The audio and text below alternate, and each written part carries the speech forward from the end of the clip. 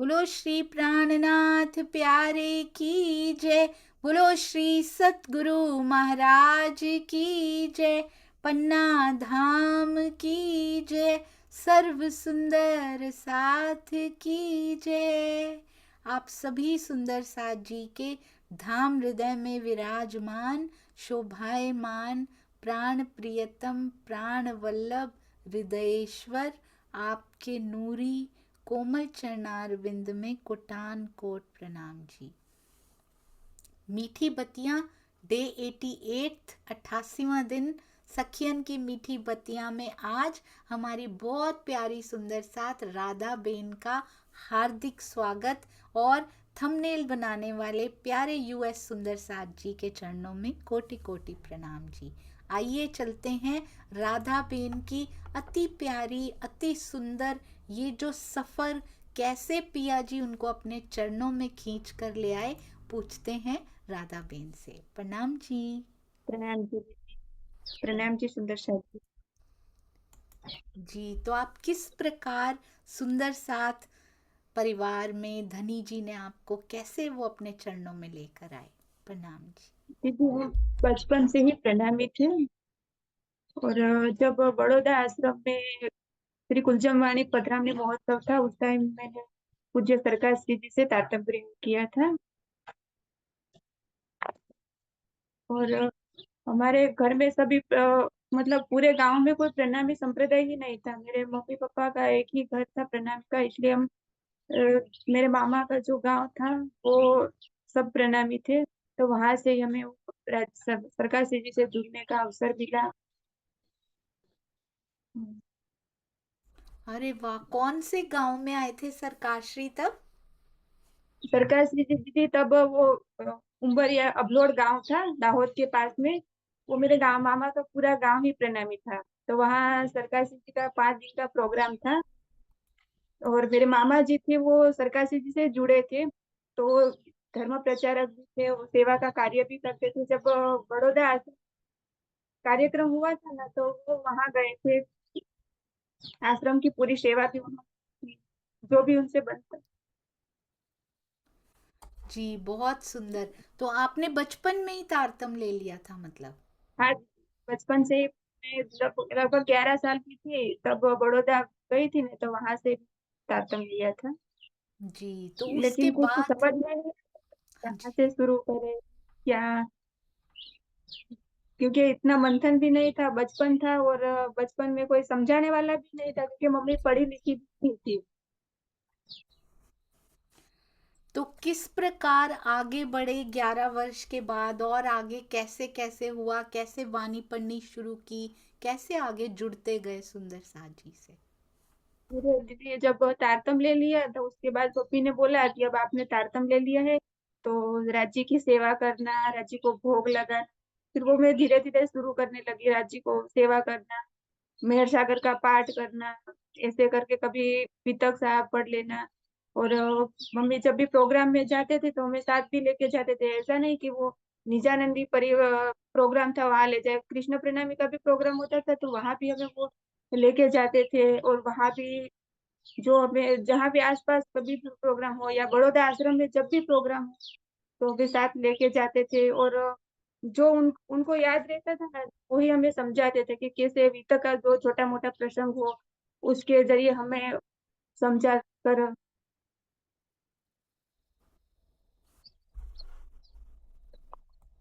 हाँ जी, तो आपके मम्मी चर्चा सुन के आके आपको समझाते भी थे जितना उनको याद हाँ रहता था। कितना सुंदर है अपने बच्चों को भी आकर समझाना, जितना भी हृदय में बसा आकर। बहुत सुंदर, अति सुंदर। तो आपके भाई बहन भी होंगे, उन्होंने भी तारतम ले लिया होगा? हाँ दीदी, मेरे दो बहनें हैं छोटी, एक भाई है। तो सबने ही तारतम ले लिया था। मेरी बहन ज्यादातर में, मेरी बहन छोटी है उसके साथ ही कई बार मम्मी भेज देती थी कि अभी आप जब हम समझदार हो गए तो मम्मी साथ से भेज देती थी कि आप किसी भी सुंदर साथ के साथ आप चले जाओ क्योंकि आपको जाना मन हो। तो वो सेवा में भी हमें आगे ही करती थी कि कभी यहाँ हो, जब तक आप हमारे साथ हो तब तक आप सेवा में जुड़े रहो। क्या पता कहीं भी कैसे परिवार में आप जाओ कि वहां आपको सेवा का मौका मिले या ना। तो वो हमें जब भी आस-पास प्रोग्राम होता था या कहीं दूर भी होता था, वो हमें भेजते रहते थे। और मेरे भाई जो है अभी जब प्रणाम पन्ना जी जाता था, हर साल में कई बार वो गाड़ी है उनकी, तो वो गाड़ी लेके जब प्रणाम मंदिर जाते हैं सेवा में। एक जी। तो किस प्रकार की सेवाएं करते थे आप मिलके बहनें? दीदी सेवा में तो क्या है कि वो सवारी पे गाड़ी लेके जाते थे ना, तो सुंदर साथ होते हैं, तो सुंदर साथ को पन्ना जी ले जाना। यदि कोई हमें घर के सदस्य यदि पन्ना जी जाते थे, तो कोई आसपास वाला उसकी इच्छा हो कि ये आप पन्ना जी जाओ तो हमें लेके जाना, क्या है वहां पे, तो वो हमें साथ में ऐसे साथ में ही लेके जाते थे पन्ना जी की। जी, बहुत सुंदर, अति अति सुंदर। फिर जब विवाह हुआ उसके पहले कोई भी महत्वपूर्ण घटना आपके जीवन की हो तो आप बता सकते हैं। हाँ दीदी, ऐसा नहीं, महत्वपूर्ण घटना है तो ऐसी कुछ है नहीं, लेकिन हम बड़ौदा जब आश्रम में जाते थे ना, तो वहाँ कई सारे सुंदर साथ हमें मिल गए थे, क्योंकि गांव में कोई था नहीं सुंदर साथ का ग्रुप। तो वहाँ के सभी में क्या सेवा के थोड़े थोड़े काम भी मिला, सेवा का मौका देते थे। और आश्रम का जो वातावरण था वो हमें अच्छा, इतना अच्छा लगता था कि जब भी हम वहाँ सरकाशी जी की चर्चा सुनते थे और चितवनी में बैठने का अवसर मिलता। बहुत सुंदर। तो आपने शादी से पहले ही बहुत कुछ सीख लिया होगा, सेवा पूजा करनी और मेहर सागर और ये सब तो सीख लिया होगा पहले से ही, है ना? मुझे शादी से पहले तो सिर्फ सेवा ही सीखी, और मेहर सागर करती थी, उसके अलावा तो मैंने कुछ किया ही नहीं था, क्योंकि कुछ पता भी नहीं था कैसे करे और कहाँ से शुरुआत करे। और जब शादी हुई तो वो भी प्रणामी थे पूरा, लेकिन यहाँ पूरा गांव, यहाँ भी ऐसा हुआ कि यहाँ पूरा गांव निरंकारी संप्रदाय है। और ये मेरी सास थी, वो भी उनके मायके से ही प्रणामी थी, तो वो यहाँ पूरे उनके घर में सभी को प्रणामी का जो ज्ञान था वाणी के प्रति उनको जुड़े रखा। तो मेरे घर से मेरे हस्बैंड ने भी मुझे बहुत सपोर्ट किया कि जब भी मैं कहीं भी जाऊं तो वो मुझे कभी मना नहीं करते जाने के लिए, या कोई भी कार्यक्रम हो या कुछ साहित्य चाहिए तो भी वो मुझे लाके दे देते थे। उनका भी बहुत अच्छा सपोर्ट रहा। और जब शादी हुई दीदी, तो वहाँ सेवा नहीं थी, तो राज्य की सेवा नहीं थी। मैं घर पे, वहाँ मम्मी के घर सेवा थी, तो मैं सेवा करने और राज्य को भोग लगाना, मैं सागर पढ़ना ऐसा करती थी। तो मैंने उनसे पूछा कि यहाँ सेवा है, तो नहीं थी। तो उन्होंने मुझे वो कृष्ण जी का छोटा त्रिधा लीला वाला वो फोटो लिया कि मेरी मम्मी जी है, वो इसकी सेवा करते हैं। तो मैंने फिर वहां से कुछ बोला नहीं, क्योंकि दुख दुख भी हुआ था थोड़ा बहुत कि कैसे करे, यहाँ तो कोई सेवा प्रणामी है ही नहीं, तो मैं किससे बात करूं। तो फिर कैसे आगे बढ़े, वाणी मंथन की ओर कैसे बढ़े? हाँ दीदी, फिर मैं ना ऐसे ऐसे ऐसे कहीं प्रोग्राम में ले जाते थे, प्रोग्राम में थोड़ी चर्चा सुनते, चर्चा में जाते थे। वहाँ स्वामी जी आते थे उस टाइम पे, तो स्वामी जी की चर्चा का लाभ मिलता था। और फिर हम जब उनकी जॉब लग गई, तो जॉब में ऐसा था कि 1.5 साल तक हम बड़ो अहमदाबाद रहे, तो अहमदाबाद में भी एक ऐसे सुंदर साथ मिले जो स्वामी सरकार जी से जुड़े थे, तो उनकी स्टाफ के ही थे, तो वो हमें घर पे आकर जब बातें सुनाते थे कि कैसे हमें आगे बढ़ना है, वाणी का क्या महत्व है, और हमारे जीवन में चितवनी का क्या महत्व है, ये सब वो भैया भी हमें समझाते थे। उसके बाद जब हम हमारी ट्रांसफर हो रही थी सूरत में, तो हम वहाँ सूरत आ गए।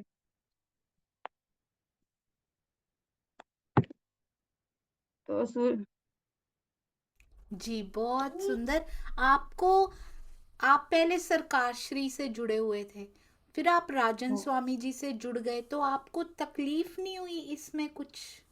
नहीं दीदी, तकलीफ नहीं हुई, क्योंकि ऐसे पता ही था कि क्योंकि सरकार स्थिति के बाद जो कार्य करने वाले स्वामी जी ही थे, इसलिए ऐसा कुछ भी नहीं, ऐसा लगा ही नहीं कि ये कार्य सरकार श्री जी कर रही है या स्वामी जी। सब कोई डिफरेंस हमें लगा ही नहीं मुझे।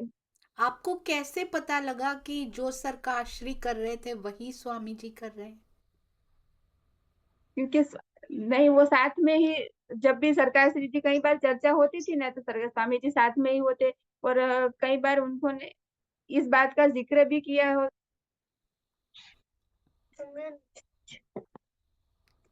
तो जी।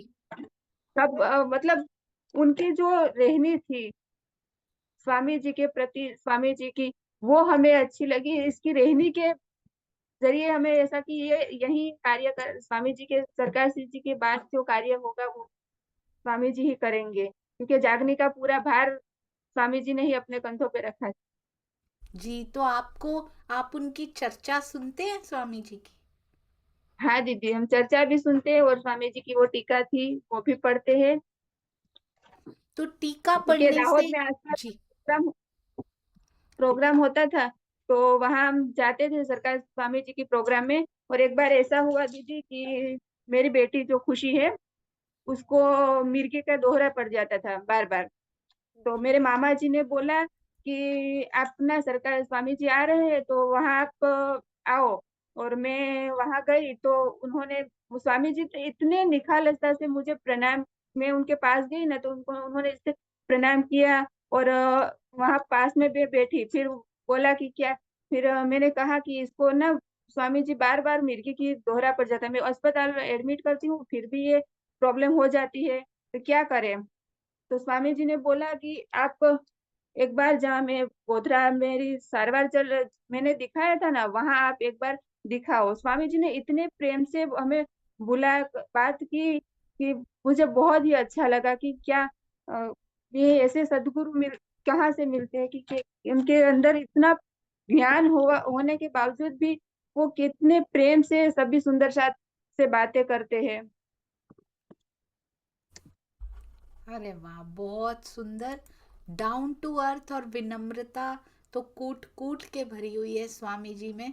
कल भी जब स्वामी जी से बात हुई तो मैंने उनको कहा, जूम पे ना स्वामी जी अच्छे से नहीं आपका फोन चलता है ना, तो फोन बदल लीजिए आप। स्वामी जी कहते नहीं नहीं नहीं, उस पे पैसे नहीं खर्चने, बिल्कुल भी उस पे धन नहीं खर्च करना होता, क्योंकि फोन में कोई कमी नहीं है, कमी मेरे अंदर है, मुझे चलाना नहीं आता। इतनी विनम्रता हमारे प्यारे सतगुरु स्वामी जी के अंदर है। उनको अपने ऊपर तो एक पाई भी खर्च नहीं करनी सुंदर साथ जी। वो कहते हैं सारी कमियां मेरे अंदर हैं और किसी के अंदर कोई कमी दिखाई नहीं देती है। तो यही होते हैं सुंदर साथ जी। यहाँ ये तो कबीर जी की वाणी भी बताती है कि कमियां ढूंढने जाओ, अपने अंदर ही जिसको मिलती है ना वही सफल। तो ऐसी रहनी दिखाई देती है। अति सुंदर। सूरत की सखियों का संग कैसे मिला? दीदी, सूरत की सखियों के आपने बारे में देखा, तो मैं क्या बताऊं। सबसे बड़ी मुस्कान अभी आई है सुंदर सा जी, अभी। हाँ जी। क्योंकि वो तो मेरा इतना अच्छा परिवार है। क्योंकि जो मुझे सूरत से ही मिला ना, वो मैं कहीं से भी नहीं मिला। क्योंकि उन्होंने जब हमारी ट्रांसफर हुई थी ना, तो घर के लिए जब हमने फोन किया, मेरे मम्मी पापा जब सरसावा गए थे, तो वहां शिल्पा जी और संगीता जी से मुलाकात हुई थी ट्रेन में। तो उन्होंने कांटेक्ट नंबर दिया था कि कभी भी आप मंगलपुरी आओ ना तो हमारे घर जरूर आना। तो उन्होंने फिर हमारी ट्रांसफर होने के बाद हमने जब कॉल किया कि हमें यहाँ घर चाहिए, क्योंकि रहने के वहाँ अहमदाबाद से अब आना था। तो जैसे भी हमने शिल्पा जी और संगीता जी को कांटेक्ट मम्मी पापा ने किया, तो तुरंत ही उन्होंने उनके पास ही हमें घर दिला दिया। और वो तीनों देवरानी जेठानी सब, रशीला दीदी, शिल्पा जी और संगीता जी, हमारे घर का पूरा सामान ही ऐसे रख दिया। और शाम को उन्होंने भोजन भी करा।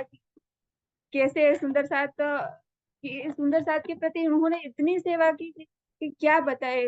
और बा भी हमारे घर जब भी आते थे ना, तो बा हमारे घर आकर वाणी चर्चा करते थे, कैसे श्री जी वहाँ 17 महीने रुके, क्या श्यामदास जी मंदिर की महिमा है, वो सब बा हमें समझा देती। और पन्ना जी का जो क्या वृतांत है, पन्ना जी की महिमा, बा जब भी घर आते थे तो हमें वाणी चर्चा ही सुनाते थे।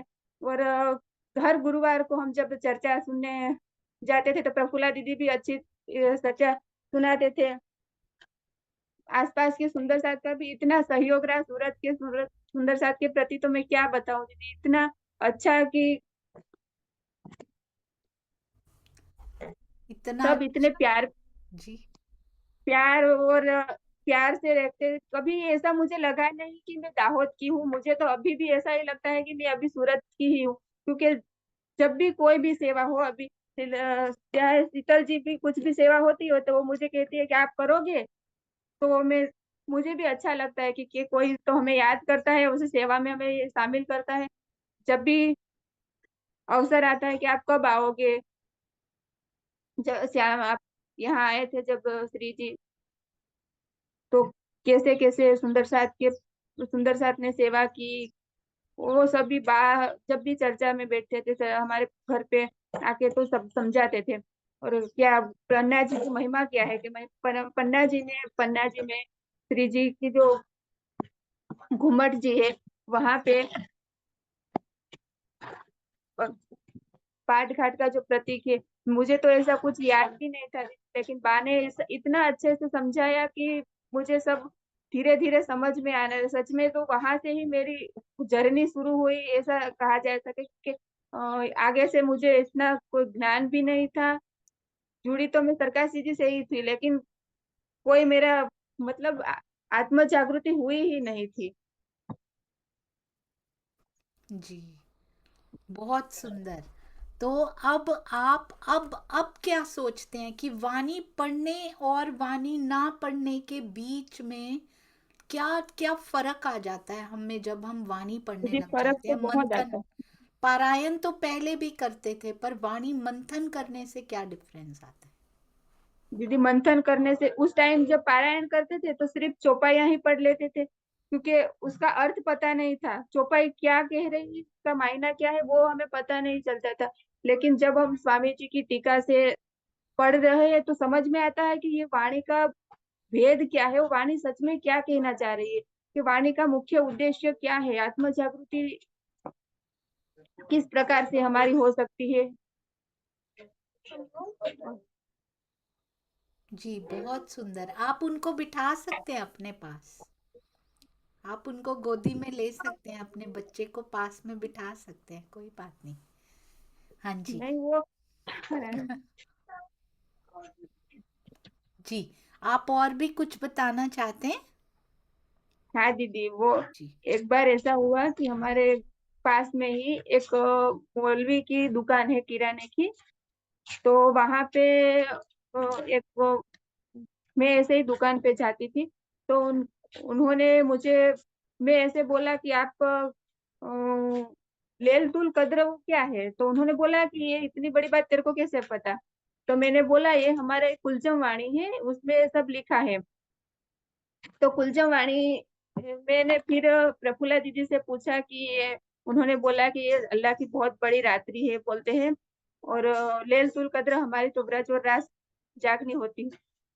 उनको फिर मैंने थोड़ी थोड़ी बात ऐसे की, तो जब मैंने उनको सिंधी सनंद ग्रंथ पढ़ने को उनको बोला, उन्होंने बोला कि मैं आपको एक वाणी ग्रंथ दूंगी, आप पढ़ोगे, तो उन्होंने बोला कि हाँ मैं पढ़ूंगा, आप देना। तो मैंने जब सनंद दिया तो उन्होंने पढ़ा, तो उनको इतना अच्छा लगा कि इसमें तो पूरी बात ही हमारे कुरान की लिखी है, इसमें तो इतना अच्छा लिखा है कि कुरान का सारा भेद है। तो मुझे उन्होंने बोला कि आपके सदगुरु कहाँ पे रहते हैं, तो मैंने कहा कि वो सरसावा है, उनका नाम राजन स्वामी जी है। तो उन्होंने उस टाइम पे उनके घर पे उनके साला आए थे, तो उन्हें भी ये सनंद ग्रंथ पढ़ने के लिए दिया था। और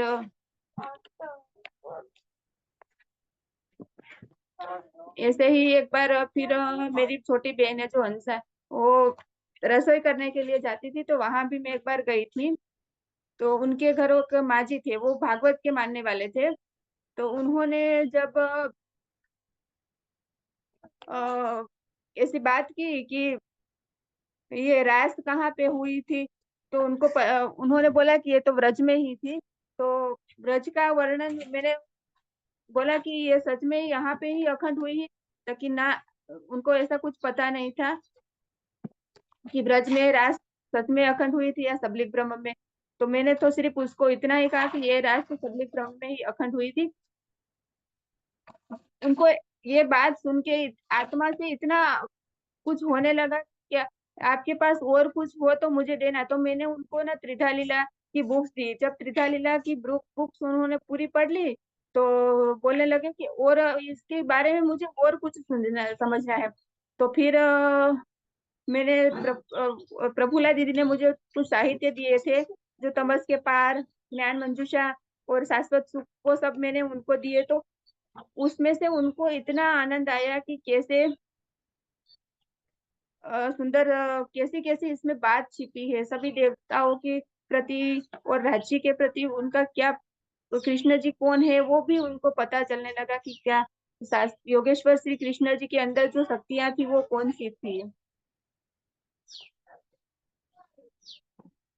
जी बहुत सुंदर। देखिए सुंदर साथ जी, मुसलमानों में जाकर भी सनंद की वाणी दे देना, उनको और सुंदर साथ को भी श्री कृष्ण त्रिद्या लीला, तमस के पार, बोध मंजरी, इस प्रकार की सेवा करना अति अति अति सुंदर। राधा बेन आपके चरणों में कोटि कोटि प्रणाम जी। परिवार का कैसा साथ रहता है इसमें?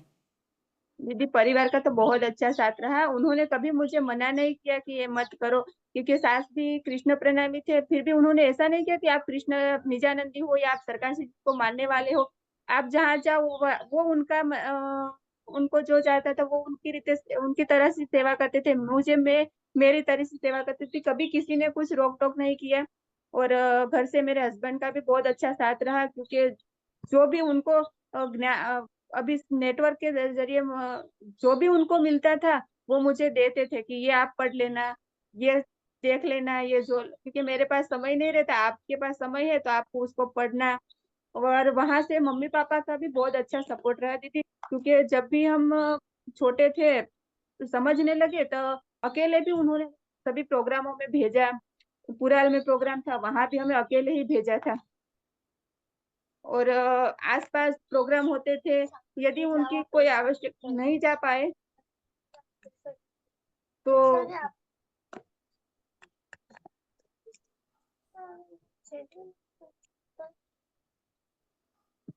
वहां भी जब भी मैंने कई बार ऐसा हुआ कि कुछ प्रॉब्लम आती थी तो मम्मी को मैंने बोलती थी कि आप मेरी इच्छा है कि आप पारायण करवा दो।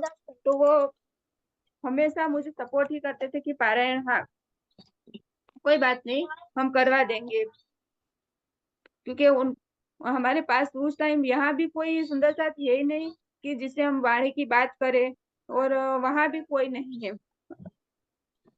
तो राज्य की मेहर ही ऐसी हुई कि दोनों पक्ष में एक ही परिवार, एक एक ही घर है सुंदर साथ का। तो सभी यहाँ तो सारे निरंकारी है, वो दूसरे संप्रदाय को मानते ही नहीं है कि ये तो कोई है ही नहीं। और निराकार से परे की कोई बात यदि कोई कर दे तो उसको तो वो बहुत ही मतलब कैसी न बात करे वो ही समझता नहीं।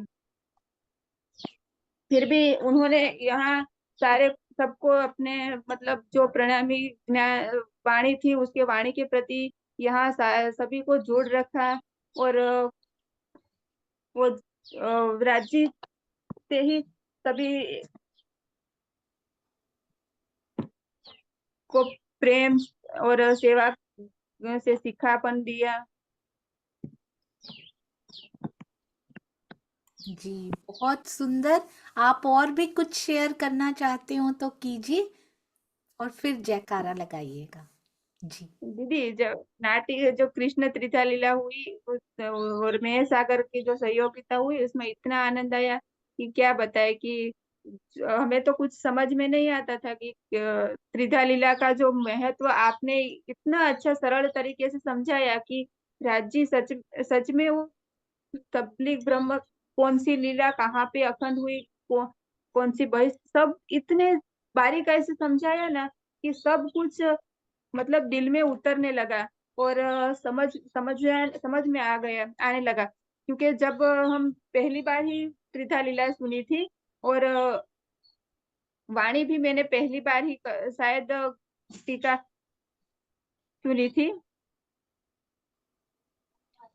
तो आप उसके जरिए में सब कुछ समझ में आने लगा।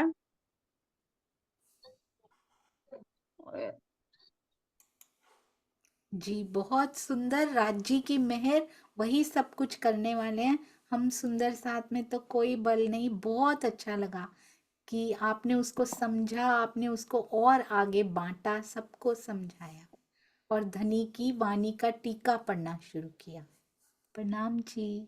ये टीका तो क्या था कि जब मैं हम यहाँ दाहोद आ रही थी, मेरी सास की तबीयत ठीक नहीं रहती थी, तो हमारे दाहोद आना हुआ। तो प्रफुल्ला दीदी ने बोला कि आप ये टीका ले के वहां आप समय मिलेगा। मिलेगा नहीं कि वाणी, जहाँ हम यहाँ गुरुवार का प्रोग्राम होता था तो गुरुवार में हम जाते थे, सत्संग का लाभ मिलता था। तो यहाँ कुछ कभी ऐसा न मिले तो आप घर पे बैठे ही वाणी मंथन कर लेना, साहित्य पढ़ लेना। तो टीका उन्होंने ही हमें पूरी टीका दे दी थी। और जब यहाँ आना हुआ उस टाइम भी शीतल जी ने बोला कि आप वहाँ क्या करेंगे, तो आप ना ऐसे ये दीदी की जो जूम मीटिंग आ रही है उसको ज्वाइन कर लेना, और ये आप देखना। क्योंकि सूरत की जो सुंदर साथ है, सभी ने इतना सहयोग दिया है कि कोई ऐसा नहीं है कि आप कहाँ से हो, कहाँ क्या। सबने प्रेम और एक दिल से हमें जुड़े रखा। दीदी मुझे बोलना ही नहीं आता, मैं कभी बोली ही नहीं, तो आप बहुत अच्छा बोल रहे हैं, आप बहुत अच्छा बता रहे हैं। धनी की मेहर है, आप नहीं बोल रहे, पिया बुलवा रहे हैं। बहुत सुंदर। नहीं दीदी, सबकी मीठी बतिया जैसा था मेरा कुछ मतलब है ही नहीं है। अनुभव क्या कि ऐसा कुछ शेयर करूं। लेकिन आपने जब हम सरकार जी से जुड़ने का और स्वामी जी से जुड़ा, तो इतना आनंद आया कि मैं अपने आप के भाग्यशाली समझती हूँ कि हमें सदगुरु जी, स्वामी जी जैसे सदगुरु और सरकार जी जैसे सदगुरु का सानिध्यता प्राप्त हुई, जिसे हमें ये वाणी इतनी सहजता से प्राप्त हुई। तो मैं स्वामी जी के चरणों में भी प्रणाम करती हूँ कि उन्होंने हमें ये टीका और ये साहित्य दिया, जिससे के माध्यम से हम खुद भी समझ सकते हैं और दूसरों को भी समझा सकते हैं कि सच में वाणी क्या है, और राज्य की जो महिमा है उसके प्रति हमारा क्या कर्तव्य है। वो भी स्वामी जी की टीका और उनके उन्होंने कितने साहित्य लिखे, उन साहित्य के माध्यम से ही हमने सब कुछ समझ में आने लगा। और हम इसलिए तो सब किसी को भी यदि प्रवाही हो तो हम उनको सहजता से कह सके कि ना ये नहीं है, वो बात है। तो ये स्वामी जी की ही बहुत बड़ी देन है हम सब सुंदर साथ के प्रति, जो हमें ये खजाना दिया। और इस खजाने का ही सब जो हमें सही में उपयोग तो कभी करना है, वो तो वो ही राज्य ही जानते हैं कि क्या कब किस चीज को कब खोलना है और कब क्या करवाना है। बिल्कुल सही, बहुत सुंदर। अति अति सुंदर सुंदर साजी। आज मैंने आपके इससे ये भी सीखा, रहनी स्पीक्स लाउडर देन कहनी। सुंदर साजी, जिसको कहते हैं ना, रहनी बहुत शोर मचा देती है ब्रह्मांड में, और सूरत की सुरताओं की रहनी हमने देखी। एक फोन आया और कैसे सुंदर साथ को अपने अंक में समेट लिया उन्होंने कि आओ तो सही हमारे शहर। घर का भी प्रबंध कराया, खाना भी भिजवाया, प्रेम भी खूब दिया। और सूरत छोड़ते हुए मुझे लगता है सबसे ज्यादा दुख आपको यही हुआ होगा कि सूरत की सुरताओं का संग थोड़े समय के लिए हाँ, फिजिकली छूट रहा है, हालांकि फोन पे कभी नहीं छोड़ा होगा उन्होंने। नहीं दीदी, अभी भी उनका सहयोग है, क्योंकि मैं दाहोद से इतना जुड़ी नहीं हूँ, लेकिन सूरत की सुरताओं से इतना जुड़ी हूँ कि कभी भी कुछ भी काम हो ना, तो वो मुझे याद करती है। और उनमें उनकी जो भी कार्यक्रम में शामिल करती है, वो भी मेरे लिए बहुत बड़ी सेवा है। अरे वाह, क्योंकि बहुत सुंदर। बोलती है मैं दाहोद में रहकर भी दाहोद से जुड़ी नहीं हूँ, मैं सूरत से ही जुड़ी हूँ। ये कितना बड़ा कॉम्प्लीमेंट है हमारी सूरत की सुरताओं के लिए। अब तो दिल करता है आपको सूरत की सुरताएं नहीं, प्रेम सुरताएं, प्रेम मंदिर की प्रेम सुरताएं कहा जाए। इतना प्रेम आप लुटाते हैं। आपके चरणों में कोटि कोटि प्रणाम जी। हाँ जी, राधा बेन के अंदर बहुत भाव है, अभी और है सूरत के लिए तो। और किसने दीदी कहा आपको राधा बेन, किसने बताया आपको आप बोलती नहीं अच्छा या बोल नहीं पाती हैं? आपको पता ही नहीं नहीं, मैं आज खुद आपने कितना प्यारा नहीं प्यारा दीदी, बोला है। मैं खुद ही बोल रही हूँ क्योंकि मैंने कभी भी नहीं बोला। इसलिए मैंने कभी कहा, शाम को शीतल दीदी दीदी से भी बोला कि मैं बोल पाऊंगी या नहीं। प्रफुल्ला दीदी से भी बोला कि मैं नहीं बोल पाऊंगी क्योंकि मेरे मुख से क्या निकलेगा, कहाँ से शुरू पता ही नहीं चलेगा। ये छोटा सा मंच उन्हीं सब सुंदर साथ जी के लिए है जो बोल नहीं पाते, क्योंकि ये शुरुआत मैं भी नहीं बोल पाती। आप कभी पुराने वीडियोस देखिएगा, मैं म्यूट अनम्यूट की सेवा ही किया करती थी, और कुछ भी पूछा जाता था सारे आंसर रॉन्ग हुआ करते थे। मीनू दीदी जब चर्चनी सिखाते थे सारे उत्तर मेरे गलत हुआ करते थे, मुझे बिल्कुल बोलना नहीं आता था।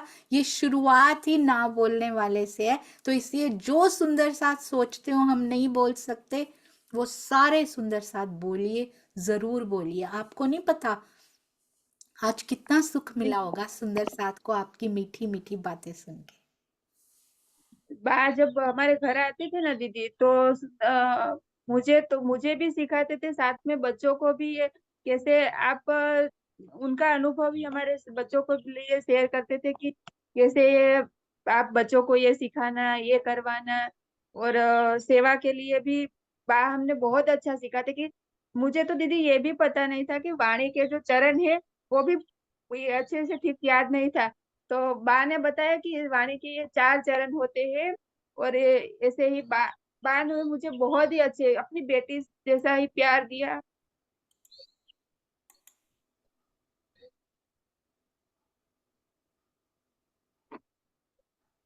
दीदी बा मेरे लिए मेरी माँ से भी बढ़कर है, क्योंकि उन्होंने मुझे अपनी बेटी से भी बहुत ही ज्यादा प्यार दिया।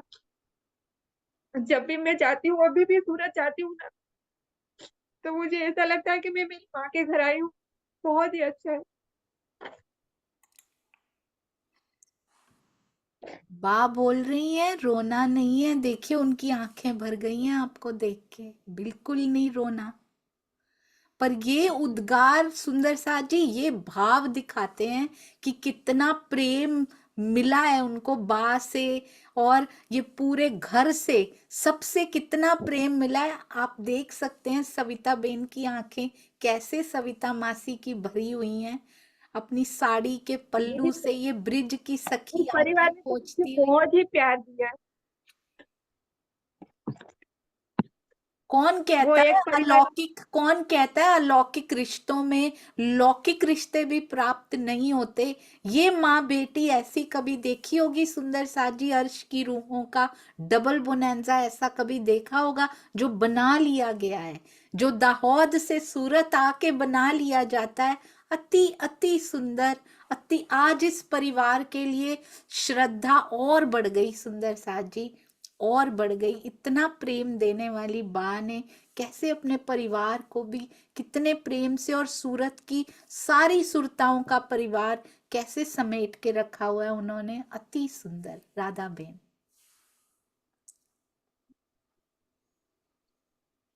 दीदी वो पहली बार ही, क्योंकि मैंने जब शुरू शुरू में सूरत आई थी ना, तो बा के परिवार ने ही मुझे मतलब यहाँ का समझाया कि यहाँ की रहनी कैसे रहे। सब कुछ, मेरे घर का पूरा सामान भी उन्होंने रखा।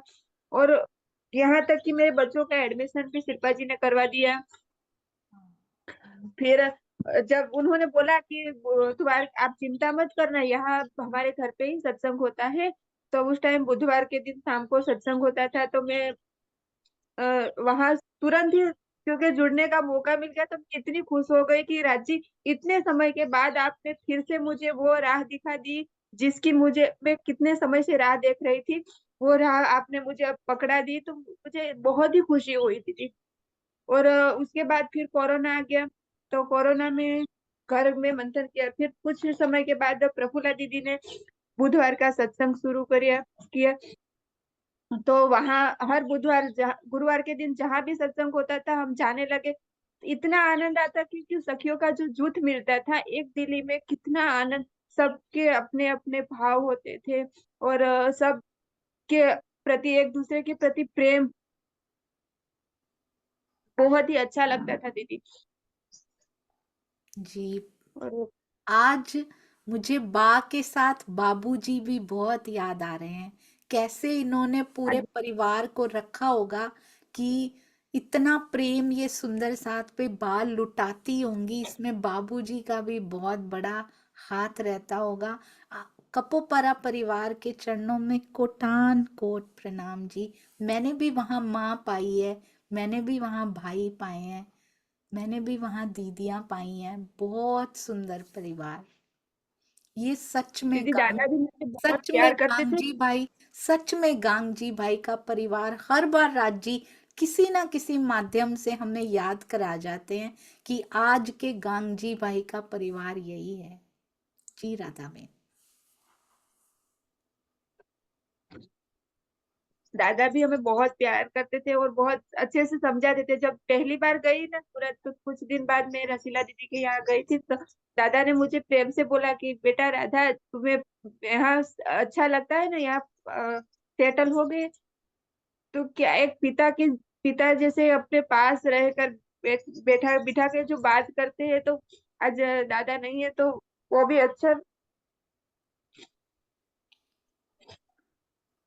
क्योंकि उन्होंने तन तन भले ही छोड़ दिया, लेकिन उनकी यादें हमारे बीच अभी भी मंडरा रही, क्योंकि वो हमसे दूर थोड़ी ना है। बिल्कुल सही, वो हमेशा हमारे साथ रहेंगे। आत्म उनकी चरणों में पहुंच चुकी, पर वो सुखद अनुभूति हमेशा, जो एक्सपीरियंसेस वो सुंदर साथ को दे के गए, जिन्होंने महसूस किया, उनके उस अपनत्व को, उनके प्रेम को वो कभी नहीं भूल पाएंगे हम सुंदर साथ। हमारा स्टॉल श्री प्राणनाथ जी वाणी का, सरसावा का स्टॉल कभी नहीं भूल पाएगा।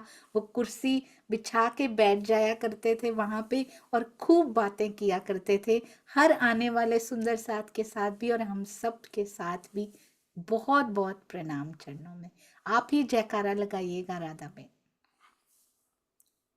बोलिए श्री प्राणनाथ प्यारे की जय, श्री सदगुरु महाराज की जय, पन्ना धाम की जय, समस्त सुंदर साथ की जय। प्रणाम जी। दीदी मुझसे त्रुटि हुई हो तो मुझे क्षमा कर देना, क्योंकि सच में मैंने क्या बोला मुझे सच पता नहीं है, इसलिए मैं आपसे क्षमा मांगती हूँ और सभी सुंदर साथी क्षमा मांगती हूँ। जब पता ना हो कि क्या बोला है, तो सोच लीजिए कि किसने बोला है। आपने ये बोला ही नहीं है, जिसने बोला है उसको पता होगा। आपको इसीलिए पता ही क्योंकि नहीं चला आपने क्या बोला है। दीदी मैंने तो जो लिखा था कि ये मैं ये बोलूंगी, वो तो मैंने बोला ही नहीं, दूसरा ये बोल दिया, इसलिए मैं क्षमा मांगती क्योंकि मास्टर प्लानिंग उसकी होती है ना। मैं भी बहुत बार लिख के रखा करती थी, पर वो कभी नहीं बोल पाते हम, क्योंकि जो उसने लिखा होता है ना वो हम बोल पाते हैं। तो ये धनी लिखते हैं बहुत सुंदर, और वही हृदय की आवाज होती है। हमारा लिखा हुआ कई बार दिल की आवाज होती भी नहीं है। इसमें भावों में कभी कोई त्रुटि हो ही नहीं सकती। मेरे सुंदर साथ के प्यारे भावों में मुझसे कहने में, पूछने में त्रुटि हो सकती है। आपको इतनी सी भी घबराहट हुई हो तो मैं माफी मांगती हूँ। आपके भावों में बिल्कुल कोई त्रुटि नहीं। चरणों में कोटान कोट प्रणाम जी। प्रणाम जी। बोलो श्री प्राणनाथ प्यारे की जय। बोलो श्री सतगुरु महाराज की जय। पन्ना धाम की जय। सर्व सुंदर साथ की जय। प्रणाम जी सुंदर साथ जी, प्रणाम जी। अति अति सुंदर, अति सुंदर धनी की बहुत मेहर सुंदर साथ जी, जो इतने प्यारे प्यारे सुंदर साथ अपने हृदय के भाव, अपना सफर, प्रेम भरा सफर हम सब के साथ साझा करते हैं। प्रणाम जी।